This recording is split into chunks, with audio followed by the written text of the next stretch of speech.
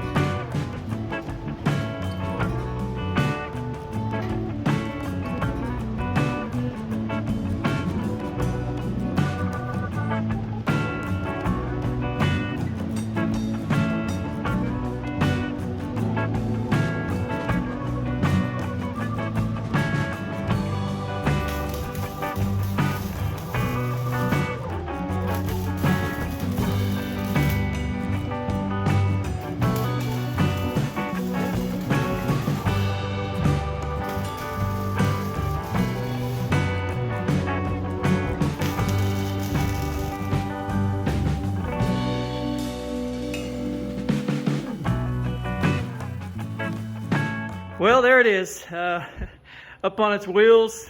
Yeah, that is way bigger than I anticipated. But it is what it is. It has to be done that way. So I'm going to turn it into a fully functioning workbench as well as my router table. So it won't be a waste of space. So what you can see what I've done here is I went ahead and I boxed in one side here. This is going to be the side that's going to have the shelf in it. I'm probably still going to have to put another piece across here just to give some strength because we're not putting any weight on there, and then I'm going to put a plywood on top of that. So I'll probably get one more piece to go across there, and then I'm going to tie one that goes underneath all of these right down the center. That's going to weld all those in the middle, and then it's going to come down in the middle here and tie these in so that the middle of it's supported as much as I can. The last thing that I'm going to do, you saw me put the 45s on there. I've got some 3/4 inch tubing, or square tubing. I'm going to run across here and then again in the middle. And then what that's going to do is that's going to give me a place to slide my all my clamps in, all these bar clamps. I'll be able to take those and then slide those in there, out of the way, up underneath there, and then that'll leave the space underneath it open. I'm not sure what to do with that part just yet, but I really only wanted shelves on one side. I really don't need that much space.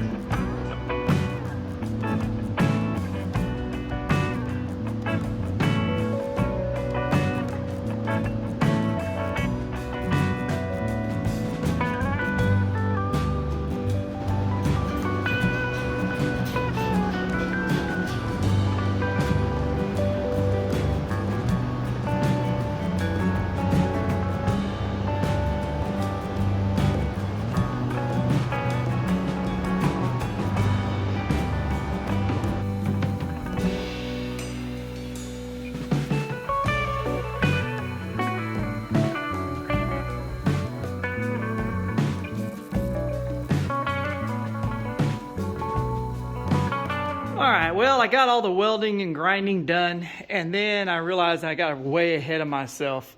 I didn't measure my 8 foot for a piece of plywood from the end there to here to overlap it so that my next piece will fit here. So I may end up having to cut this off and move it over just a little bit. It should be about right here somewhere, I think. So we're going to go ahead and cut the welds here and there, and then just go ahead and slide it over. All right, and to attach the plywood, I'm using these wood to metal self-tapping screws. And I think I'm just going to go through the same holes that were already drilled.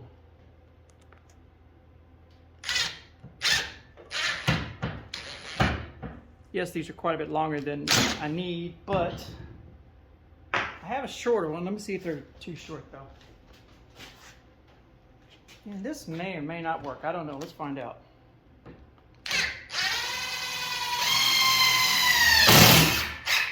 Oh yeah, those are going to work. All right, time to waste these long ones. I'll get the short ones.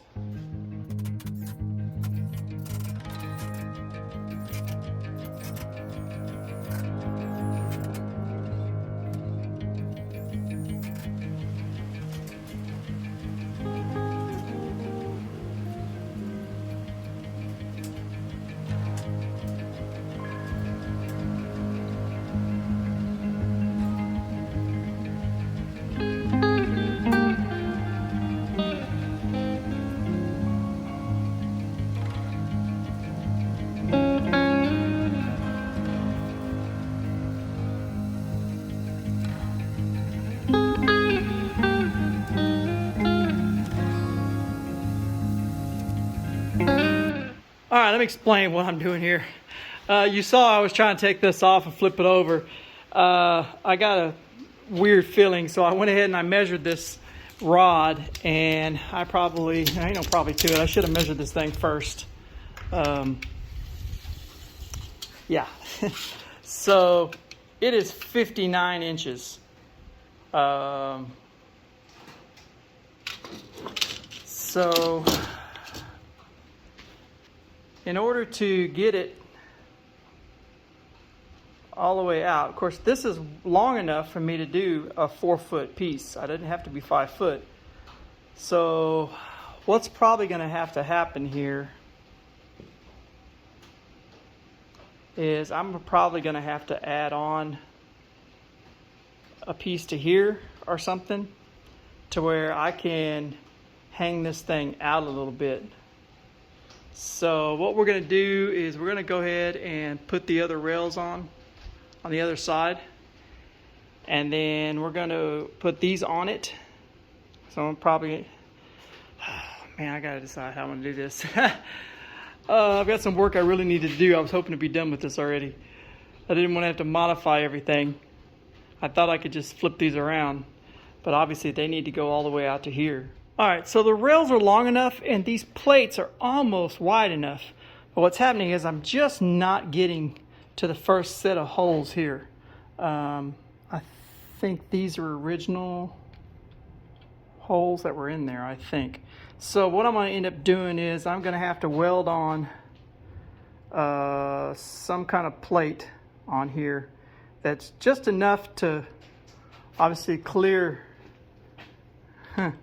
where I can need to drill these holes, and then I'll have to put a plate in, drill the holes out, and then I'm going to come back in here and drill 2 more here, and so that should give me the 4 that I need. But it definitely is wide enough, so I think that's going to be the easiest solution, is just to weld on, you know, probably 1.5 inch by 3-inch piece on here, so that I can drill the holes there, and then I'll come back and drill these as well.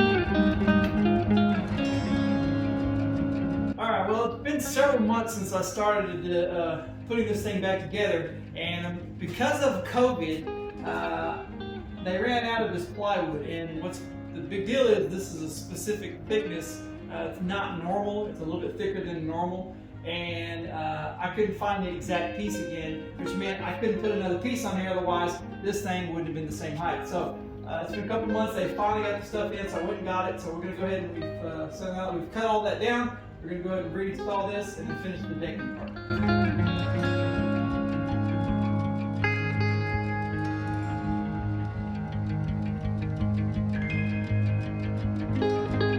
Always a good idea to measure twice before you cut. I initially made my first measurement for this long piece that's supposed to be 12 inches wide, and the board was bowed, and so I couldn't get the chalk line to mark right. So I flipped it over, and for whatever reason, my square, when I put it back on there, it moved. And I didn't realize it. So I ended up not measuring this again, verifying it was at 12 inches, and so I ended up cutting it at 9 3/4, some randoms anyway. So I don't think it's a big deal. I'm gonna end up with a gap right here, which is probably not a bad thing. Because if I'm working on a piece of furniture or a piece of something and I need to run a board across here or clamp it somehow, you know, to give it something to keep from moving, it gives me a way to clamp. So not a horrible deal, but not the way I wanted it.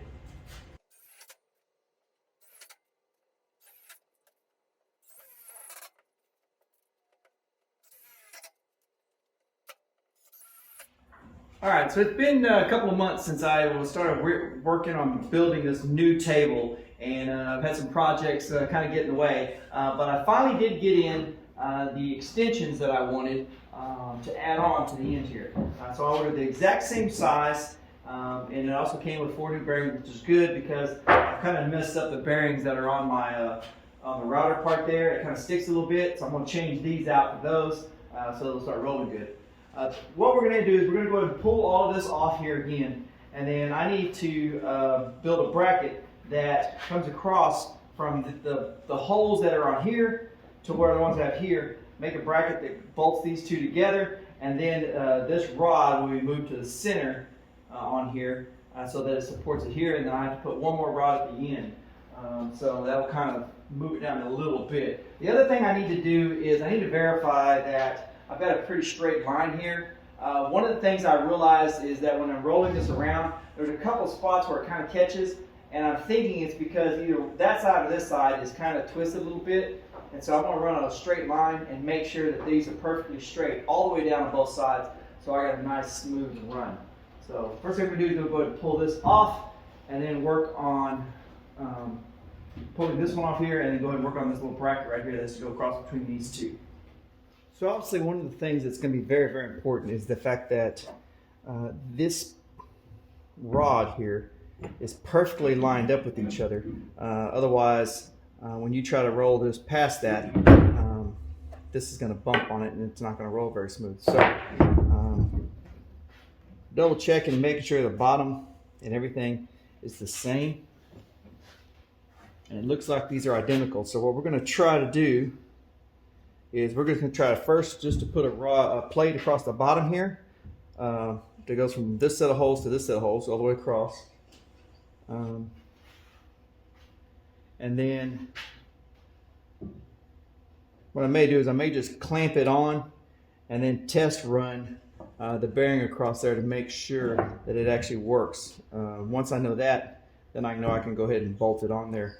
I'm probably going to use these 2 holes, and what I may do is I may make it wider and put an extra set of holes here and maybe back here, just to make sure I've got plenty of lateral strength if it goes to twisting. So, all right. So what we're going to use is this 1/8 inch thick 2-inch flat bar that I have, a piece left over, and I think once you bolt this on here, it's going to be strong enough because you're just trying to keep it from separating. And then obviously I'm going to weld the little rod here. This will be welded on the bottom of this. So we're going to go ahead and mark the holes here somehow and then go ahead and drill them out, and then go ahead and at least get the first 4 holes in, see how it holds, and then see if we need to drill a couple more.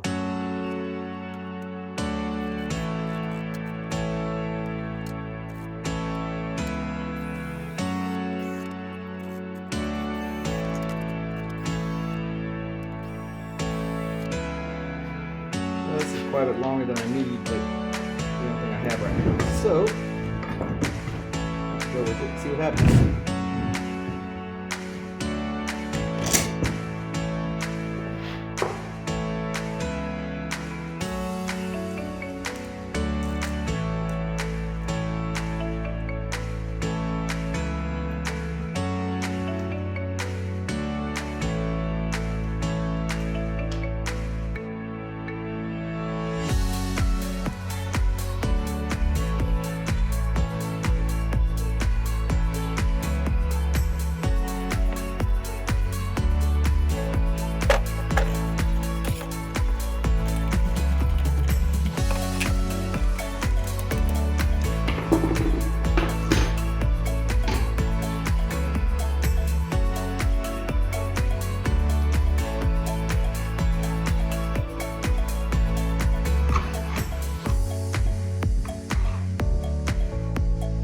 Yeah, that's what I was afraid of. That is not near strong enough. It's just wiggling around.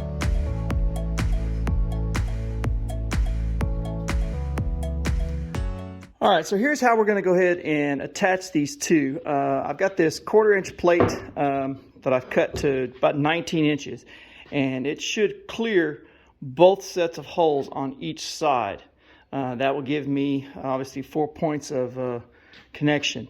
The hard part is is getting the holes drilled in this so that this is perfectly lined up. So I think what we're going to work on first is trying to brace this up somehow so that it's perfectly in line where it's supposed to be. It sits there naturally, and then start trying to figure out how to drill the holes.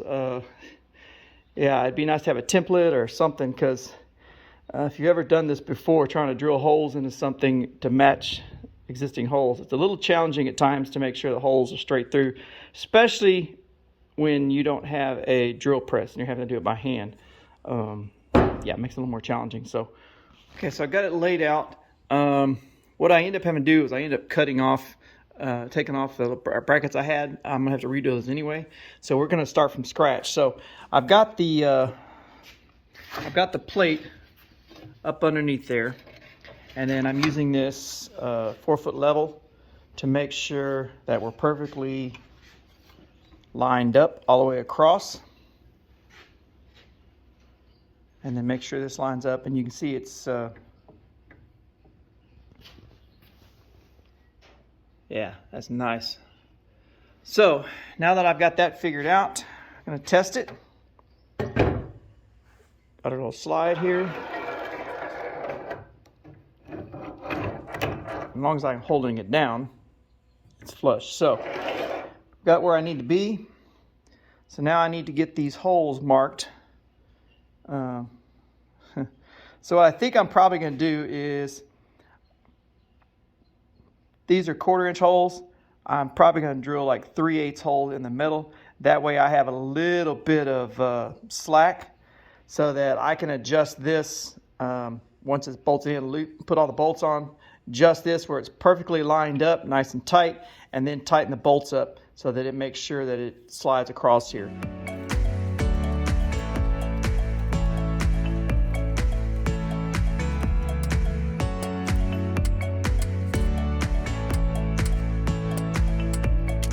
One thing I don't like is the fact that I made this the same width as the rail because I didn't want it sticking out too much. And this hole's going to get a little close to the edge, but it's really not holding a whole lot of weight per se, so I think it'll be all right.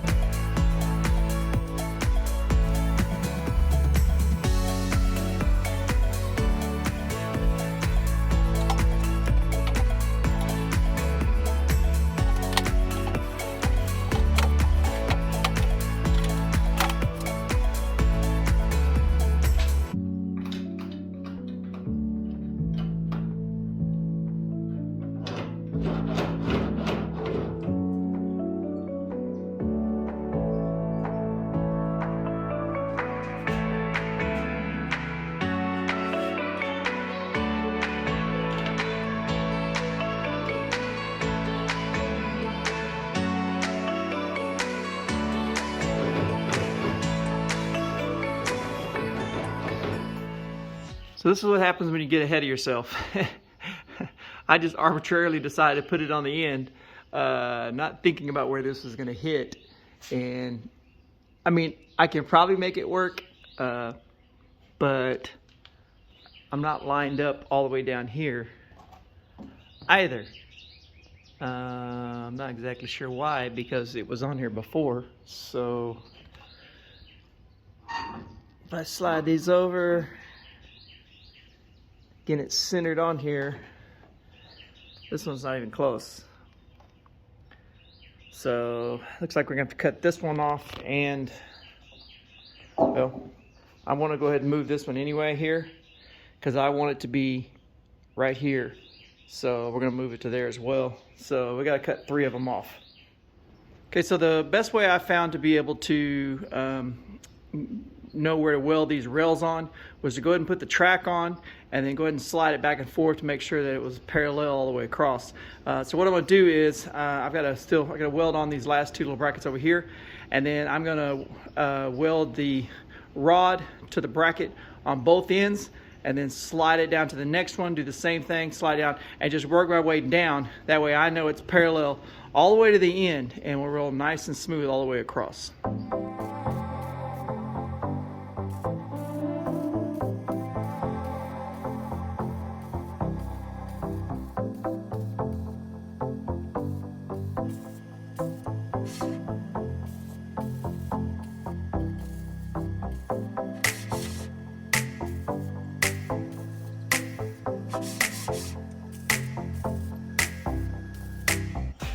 Alright, so I've got it all put back together. I had to replace a couple of these linear bearings here because they got too much junk up inside of them and I just couldn't get them cleaned out. So I replaced 2 out of the 4 on here. A couple of them are a little loud, but they work well, so I'm trying to save the new ones until these really mess up. But overall, this rolls very smooth.